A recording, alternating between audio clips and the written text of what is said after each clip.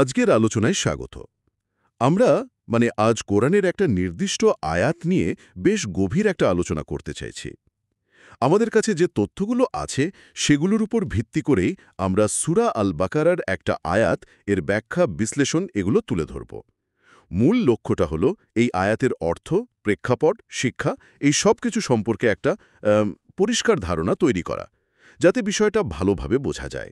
হ্যাঁ, নিশ্চয়ই। আর এই আয়াতটা ইসলামের একটা খুব মৌলিক ধারণা সামনে আনে। সেটা হলো আল্লাহর সর্বব্যাপকতা। অনেক সময় কি হয়, আমরা ধর্মের বাহ্যিক দিকগুলো নিয়ে এত ব্যস্ত থাকি যে এই গভীর অর্থগুলো হয়তো একটু আড়ালে চলে যায়। আজকের আলোচনা এই মূল সত্যটাকেই আবার সামনে নিয়ে আসবে আশা করি। দারুণ। তাহলে চলুন শুরু করা যাক। আমরা যে আয়াতটা নিয়ে কথা বলছি সেটা হলো সূরা আল বাকারার ১১৫ নম্বর আয়াত। আচ্ছা, আমি আয়াতটা তেলাওয়াত করছি। আউযু বিল্লাহি মিনাশ শাইতানির রাজিম, বিসমিল্লাহির রহমানির রহিম। ওয়ালিল্লাহিল মাশরিকু ওয়াল মাগরিবু ফাআইনামা তুওয়াল্লু ফাসাম্মা ওয়াজহুল্লাহ ইন্নাল্লাহা ওয়াসিউন আলিম। আচ্ছা, আর এর একটা সরল বাংলা অনুবাদ যদি আমরা দেখি, সেটা হলো পূর্ব ও পশ্চিম আল্লাহরই, সুতরাং তোমরা যেদিকে মুখ করবে সেদিকেই আল্লাহর সত্তা উপস্থিত। নিশ্চয়ই আল্লাহ সর্বব্যাপী, সর্বজ্ঞ। কথাগুলো কিন্তু খুব শক্তিশালী, গভীর অর্থ বহন করে। আচ্ছা, এই আয়াতের গভীরে যদি আমরা একটু ঢুকি, এর মূল কথাটা দাঁড়াচ্ছে যে পূর্ব পশ্চিম বলে আলাদা কিছু নেই, সব দিকই আল্লাহর। তিনি কোনো একদিকে সীমিত নন, সর্বত্র আছেন। তার কি এই যে ইবাদতের জন্য কোন দিকে মুখ করলাম সেটার আর কোনো গুরুত্বই থাকছে না? ব্যাপারটা কি এতটাই সরল? না, ঠিক অতটা সরল নয়। এখানে একটা খুব গুরুত্বপূর্ণ প্রেক্ষাপট আছে, যাকে বলে শানে নুজুল, আয়াতটা নাজিল হওয়ার কারণ। ঘটনাটা হলো, যখন মুসলমানরা মক্কা থেকে মদিনায় হিজরত করলেন, তার পরের সময়কার। হিজরতের পরে? আচ্ছা। হ্যাঁ, হিজরতের পরে প্রায় ১৬ বা ১৭ মাস তারা জেরুজালেমের বাইতুল মাকদিসের দিকে মুখ করে নামাজ পড়ছিলেন। ওটা তো ইহুদিদেরও কিবলা ছিল। হুম। এরপর যখন আল্লাহর নির্দেশে কিবলা পরিবর্তন হলো, কাবার দিকে মুখ করার আদেশ আসলো, তখন স্বাভাবিকভাবেই কিছু প্রশ্ন, কিছু দ্বিধা তৈরি হয়। হতেই পারে। কিছু সাহাবী ভাবলেন, যারা এতদিন বাইতুল মাকদিসের দিকে মুখ করে নামাজ পড়েছেন বা যারা ওই অবস্থায় মারা গেছেন, তাদের ইবাদতের কি হবে? কেউ কেউ হয়তো এই পরিবর্তন নিয়ে একটু দ্বিধাতেও ছিলেন, হয়তো ইহুদিদের কিছু সমালোচনার কারণেও। ঠিক এই রকম একটা পরিস্থিতিতে আল্লাহ এই আয়াতটা নাজিল করেন। তিনি একদম পরিষ্কার করে দিলেন যে পূর্ব আর পশ্চিম দুই দিকই তার। কিবলা পরিবর্তনটাও তারই নির্দেশ। এতে বিচলিত হবার কিচ্ছু নেই, কারণ আসল বিষয় দিক নয়, আসল বিষয় হলো আল্লাহর আদেশটা পালন করা। আল্লাহ কোনো নির্দিষ্ট দিকে আবদ্ধ নন, তিনি তো সর্বত্র। এই প্রেক্ষাপটটা জানার পর আয়াতের তাৎপর্যটা যেন আরও পরিষ্কার হয়ে গেল। তার এই দিক পরিবর্তনের ঘটনাটা একরকম পরীক্ষাও ছিল, তাই না? দেখার জন্য যে কারা শুধু আল্লাহর আদেশ মানছেন। আচ্ছা, এই আয়াত থেকে যদি আমরা মূল শিক্ষাগুলো একটু আলাদা করার চেষ্টা করি, তাহলে কি কি বিষয় সামনে আসে? আমাদের কাছে যে তথ্য আছে সেখানে তো বেশ কয়েকটা জরুরি বিষয় বলা হয়েছে। ঠিক তাই। প্রথমত, এই আয়াত একদম স্পষ্ট করে বলছে, পূর্ব, পশ্চিম বা অন্য যে কোনো দিকই হোক, সবই আল্লাহর মালিকানায়। কোনো একটা দিক অন্য দিকের চেয়ে বেশি বা কম গুরুত্বপূর্ণ নয় তার কাছে। দ্বিতীয়ত, একটা গভীর উপলব্ধি এখান থেকে আসে। সেটা হলো, ইবাদতের ক্ষেত্রে বাহ্যিক দিকটা কোন দিকে মুখ করলাম সেটা গৌণ। আসল হলো আল্লাহর প্রতি আন্তরিক আনুগত্য আর বিশুদ্ধ নিয়ত। কোথায় মুখ ফেরালাম তার চেয়ে বড় হলো কার দিকে মনটা ফেরালাম। খুব গুরুত্বপূর্ণ কথা। ঠিক। তৃতীয়ত, যেহেতু আল্লাহ ওয়াসিউন সর্বব্যাপী, তিনি সর্বত্র আছেন, তাই আমাদের আচরণেও এর একটা প্রভাব থাকা দরকার। প্রকাশ্যে হোক বা গোপনে, সবসময় আল্লাহকে মনে রাখা, তার উপস্থিতি সম্পর্কে সচেতন থাকা। এটাই তো তাকওয়া, আল্লাহর সচেতনতা। আমরা যেখানেই থাকি তিনি তো দেখছেন। ঠিক। চতুর্থত, আল্লাহ আলিম মানে সর্বজ্ঞ। তিনি শুধু আমাদের কাজ দেখেন না, আমাদের মনের ভেতরের চিন্তা, উদ্দেশ্য, নিয়ত সব কিছু তিনি জানেন। তাই ইবাদতে বা যে কোনো কাজে আন্তরিকতাটা খুব জরুরি। আর পঞ্চমত, আল্লাহর রহমত বা করুণা কোনো নির্দিষ্ট জায়গা বা সময়ের গণ্ডিতে বাধা নেই, তা সর্বত্র সবার জন্য বিস্তৃত। এই শিক্ষাগুলো তো জীবনের প্রতিটা ক্ষেত্রেই কাজে লাগানোর মতো। আপনি ওয়াসিউন আর আলিম এই দুটো শব্দের কথা বললেন। আয়াতের ব্যাখ্যায় নিশ্চয়ই এই বিষয়গুলো আরও খুলে বলা হয়েছে। অবশ্যই। বিস্তারিত ব্যাখ্যায় গেলে আমরা দেখি, প্রথমত, এই পৃথিবীর প্রতিটা কণা, প্রতিটা দিক আল্লাহর সৃষ্টি এবং তার সম্পূর্ণ নিয়ন্ত্রণে। কোনো কিছুই তার ক্ষমতার বাইরে নয়। তিনি যখন যেদিকে ইচ্ছা নির্দেশ দিতে পারেন। দ্বিতীয়ত, আল্লাহ কোনো নির্দিষ্ট জায়গায় সীমাবদ্ধ নন। এটা একটা অত্যন্ত গুরুত্বপূর্ণ ধর্মতাত্ত্বিক ধারণা। অনেক সময় আমরা আল্লাহর অবস্থান নিয়ে খুব আক্ষরিক অর্থে ভাবি, কিন্তু তিনি স্থান ও কালের ঊর্ধ্বে। তিনি ওয়াসিউন, সর্বব্যাপী। তার জ্ঞান, ক্ষমতা, রহমত সবই অসীম, বিস্তৃত। তৃতীয়ত, কিবলা নির্ধারণের ব্যাপারটা কিন্তু কোনো একটা দিককে নিজে থেকেই ইন্ট্রিনজিকলি পবিত্র বানানোর জন্য নয়, বরং এটা হলো বিশ্বজুড়ে ছড়িয়ে থাকা মুসলিম উম্মার জন্য একটা প্রতীকী ঐক্যের ব্যবস্থা। একটা ইউনিটির প্রতীক। হ্যাঁ, একদম। সবাই যখন একই দিকে মুখ করে দাঁড়ায়, তখন একটা অসাধারণ একতা আর শৃঙ্খলের ছবি ফুটে ওঠে। এটা আল্লাহর নির্দেশে ঠিক করা ইবাদতের একটা নিয়ম বা পদ্ধতি। চতুর্থত, মানুষকে এটা বোঝানো হচ্ছে যে ইবাদতের মূল লক্ষ্য আল্লাহর সন্তুষ্টি আর তার আদেশ পালন। দিক নির্দেশনাটা শুধু সেই লক্ষ্যে পৌঁছানোর একটা বাহ্যিক উপায়। ফোকাসটা সবসময় আল্লাহর প্রতি থাকতে হবে। আর পঞ্চমত, আল্লাহ আলিম, সর্বজ্ঞ। তার জ্ঞান এতটাই নিখুঁত যে তিনি শুধু আমাদের প্রকাশ্য কাজ নয়, অন্তরের সবচেয়ে গোপন ইচ্ছাটাও জানেন। তাই ইবাদতের প্রাণ হল ইখলাস বা আন্তরিকতা। লোক দেখানো বা অশুদ্ধ নিয়তের ইবাদত তার কাছে একদম মূল্যহীন। আচ্ছা, এই ধারণাগুলোকে আরও সহজে বোঝার জন্য কি কোনো উদাহরণ বা দৃষ্টান্ত দেয়া হয়েছে আমাদের কাছে থাকা তথ্যে? হ্যাঁ, বেশ কিছু উদাহরণ আছে যা এই আয়াতের শিক্ষাকে আরও স্পষ্ট করে তোলে। এগুলো যদি আমরা এক এক করে দেখি, তাহলে বিষয়টা বুঝতে সুবিধা হবে।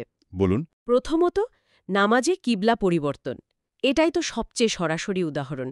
মুসলমানরা প্রথমে প্রায় ১.৫ বছর বাইতুল মাকদিসের দিকে মুখ করে নামাজ পড়েছেন। পরে আল্লাহর নির্দেশে কাবার দিকে কিবলা ঘুরে গেল। এই ঘটনাটাই তো প্রমাণ করে কোনো একটা দিক চিরস্থায়ীভাবে পবিত্র বা অপরিহার্য নয়, বরং আল্লাহর নির্দেশটাই আসল। দিক বদল হলেও আগের ইবাদত যেমন কবুল হয়েছে, তেমনি নতুন নির্দেশের পরও তা কবুল হচ্ছে।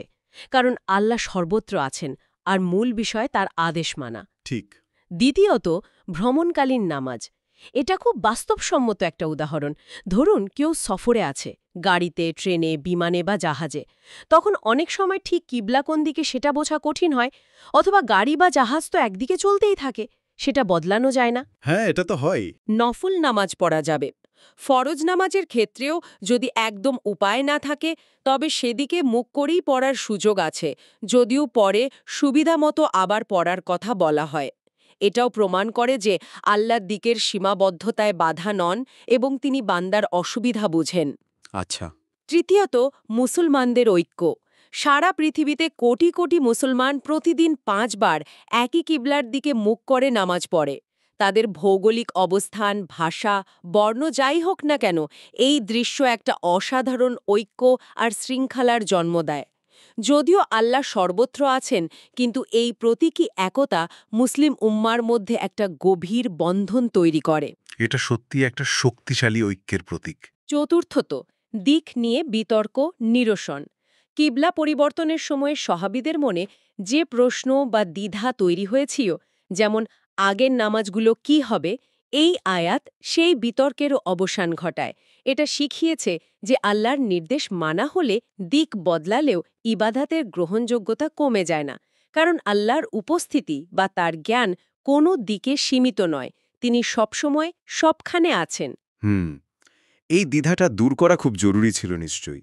পঞ্চমত, কোরআনের শিক্ষায় নিয়তের গুরুত্ব।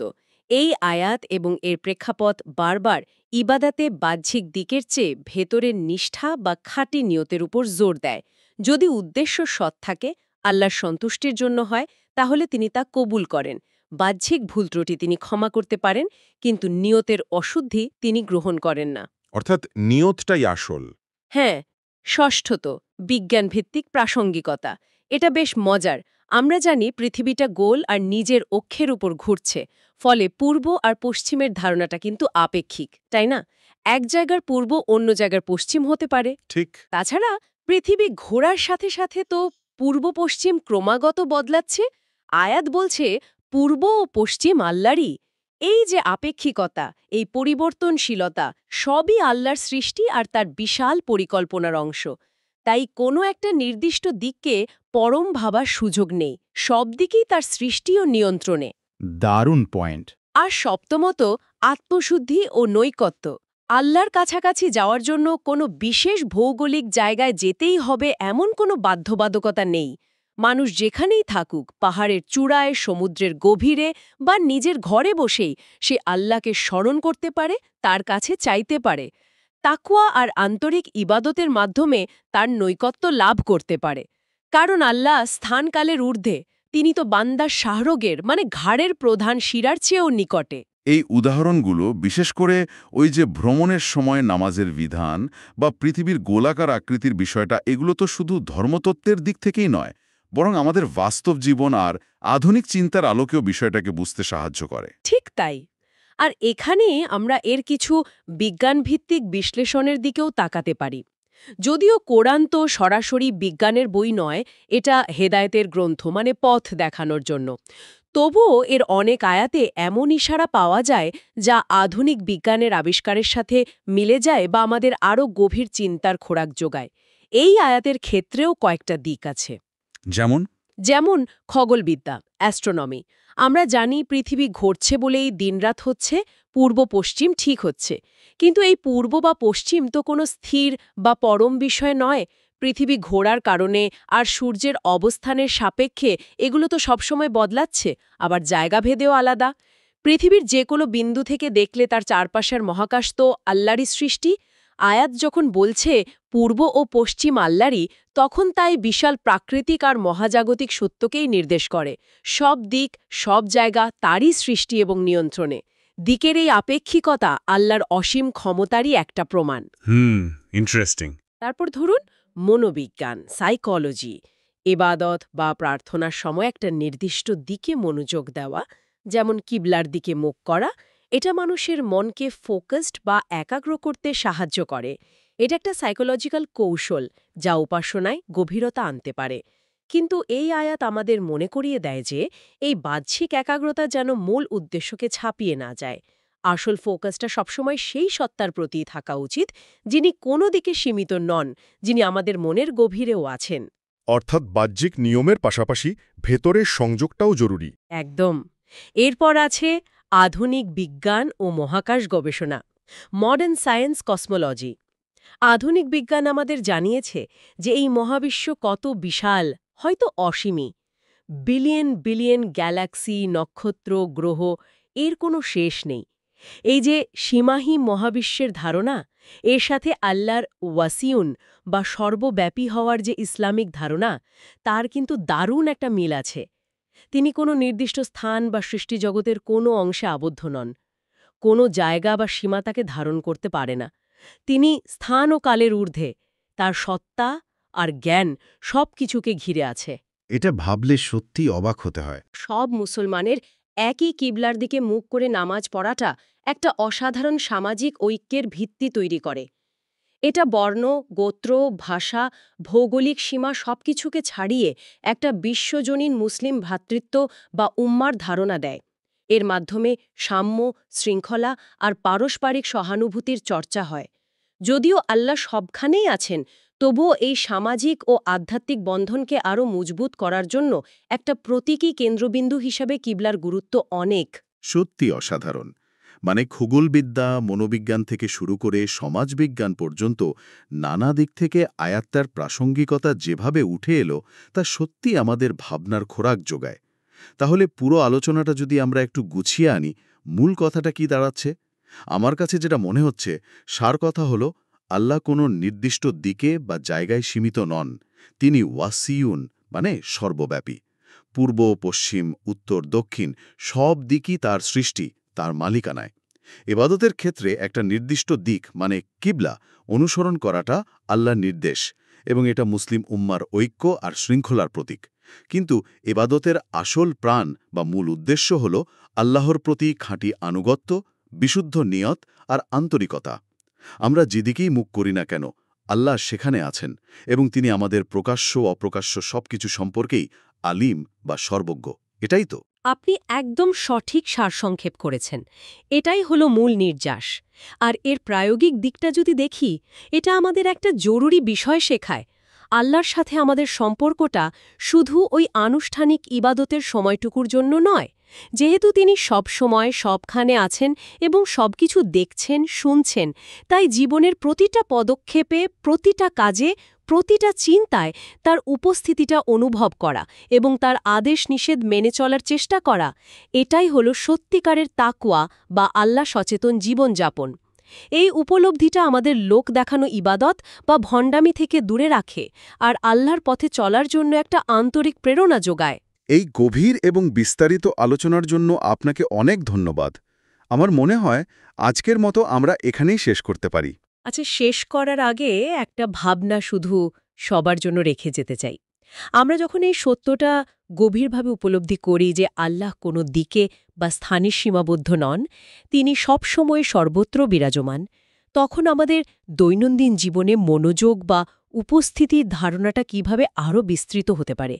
মানে শুধু আনুষ্ঠানিক ইবাদতের সময় নয়, বরং জীবনের প্রতিটি সাধারণ কাজে, মানুষের সাথে আচরণে, এমনকি খুব ব্যক্তিগত মুহূর্তেও সেই সর্বব্যাপী সত্তার প্রতি আমাদের সচেতনতা বা মনোযোগের স্তরটা ঠিক কেমন হওয়া উচিত।